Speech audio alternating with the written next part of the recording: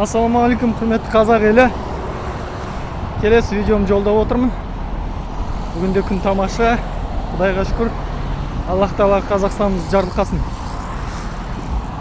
Осы орайда бір нәрсе есіме түсіп отырды. Қазірде тағы бір жерге кіріп шықтым. Бір үлкен комплексқа десек болады. Ол жерде де орысша сөйлеп, орысша қарсы алып жатыр. Бірақ та мен қазақша сөйлеп едім, қазақшаға жауап беріп жатыр.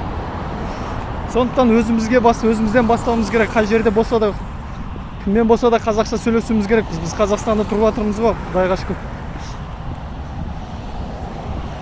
Енді намысы жоқтарға айтарым.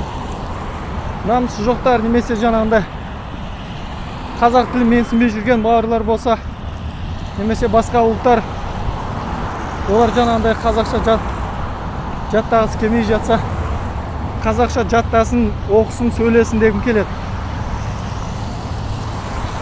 Сонымен қатар тағы бір нәрсе айтайын. 1900 өткен ғасырдың басында Қытай мен Жапонияның арасында текетірес болған болатын соғыс. Сол кезде Қытай жеңіліп, Жапон әскері Қытайдың сарбаздарын жаңағындай кепілдікке емес, Қытайдың сарбаздарын бәрін қарусыздандырып, оларды отарлағаннан кейін оларды Қытайдың жерінде, Қытайдың халқының алдында жаяу жүргізіп өтеді, парад сияқты, қарусыз, ештеңкесіз. Содан жаңағы жерде Қытайдың өзінің әскері Қытай халқының алдында кетіп бара жатқан кезде Қытай халқы соны көріп отырып, оларға күліп, келемеждеп, оларға қалжың, әзіл қалжың тастап, қарқылдап күліп, мазақ қылады өзінің әскерін. Содан соны көрген Чин Кайши деген бір азамат, енді Қытайдың әскерінің қолбасшысы ғой кейіннен. Сол кезде сол нәрсені көріп, қатты ашынады. Қатты ашынады да соған ыза болып, ішіне ыза кернейді. Содан кейін ол өзінің ұлтының қаншалықты сана сезімінің төмен, ұлттық сана сезімінің төмен екенін көреді. Содан ол өзінің ішінен бір ой түйеді, ұлттық рухты көтеру керек екенін түсініп, соны біледі. Содан кейін ол сол жолда жұмыс жасайды.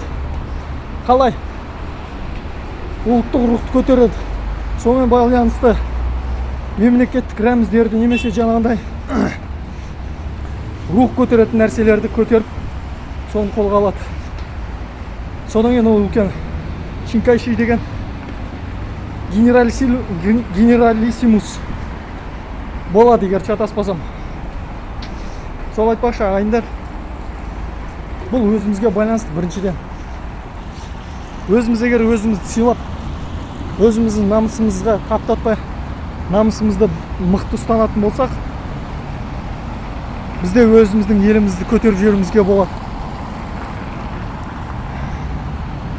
Сондықтан бауырлар, барлық жақта қазақша сөйлеп, барлық жақта қазақша жауап беруге тырысайық. Қандай жағдай болмасын, өз елімізде өзіміз қожа болуымыз керекпіз. Мен ешқандай көтеріліске де, ешқандай ұрыс жанжалға шақырып жатқан жоқпын. Тек қана өзімізді сыйлауымыз керекпіз. Егер біз өзіміз сыйлап, өзіміз қазақша сөйлеп, барған жерде қазақша сөйлейтін, араласатын болсақ, жауап беретін болсақ, сұрайтын болсақ, сол кезде біз ұтамыз. Сол кезде біздің ұлттық рухымыз көтеріледі. Содан кейін неге сүйенеріміз дейтін болсақ, дінге, ислам дінін мықты ұстану керекпіз. Ол жайлы тағы да видеоларымды айтам сіздерге, Құдай бұйырса. Ал қазірше осы видеоларымды мен сіздерге жіберем. Лайк басып, лайк емес, лүпіл басып, пікірлеріңізді қалдырып, видеомен бөлісе отырыңыздар.